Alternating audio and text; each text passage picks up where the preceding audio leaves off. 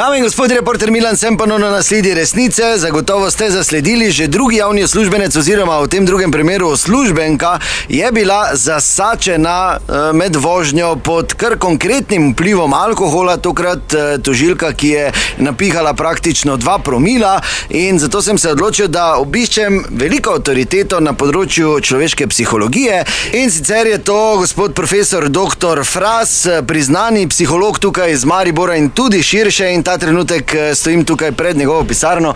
Tu je tudi gospa tajnica. Dober dan, reporter Milan. Gospodom Frasom imam dogovorjeno za intervju. Ja, dober dan, Eva. Kaj boste pa vprašali? Ja, to smisel zdaj prihraniti za gospoda doktorja, ali moram vam povedati? Ne, samo zanima me. No pa kaj je tu, lahko? Ja, kar vstopite.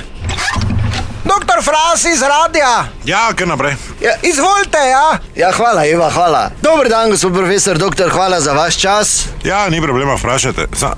Eva, Ja, kaj boste?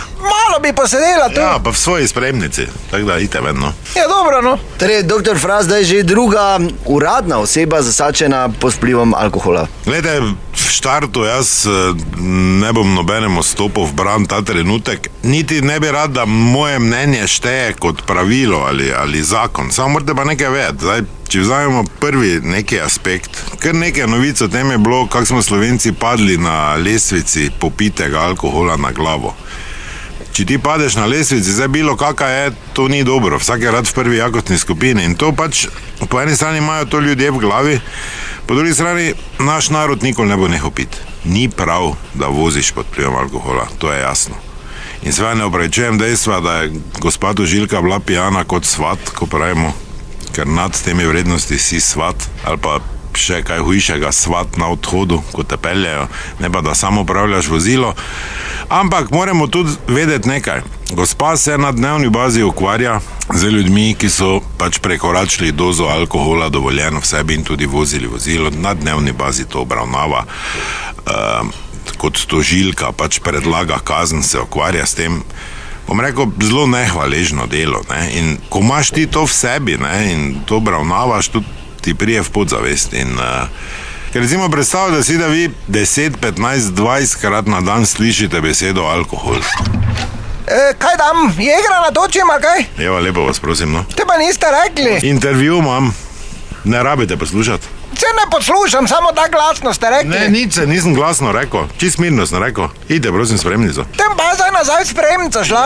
Ja. Torej pravite, da je potem to težava in enostavno prevzamejo te navade. Psihološki bi lahko to razložil, da je to kot stokholmski sindrom, kjer se žrtev zaljubi svojega ugrabitelja, ne? No, jaz se zdaj kot novinar s tem ne morem strinjati, ker če to drži, potem zakaj bi torej policisti, ki obravnavajo kriminalistična dejanja, recimo krajo, zakaj ne bi tudi sami kradli, mislim, če je to tak, ne, zakaj bi kupili kolo, če ga lahko vkradejo? To je sicer res, ne, ker danes kolo kar nekaj stane, niti slučajno ni poceni, ne. No pa sem hočem povedati, da ta teorija verjetno ne drži, ker tudi neki kriminalist, ki zaseže veliko količino kanabisa, se verjetno pol ne zakaja celi večer. Ja, zdaj, če dobro spi, ne rabi, ne, če pa slabo spiš, pa mogoče priporočljivo pardimo narediti, ne, zvečer.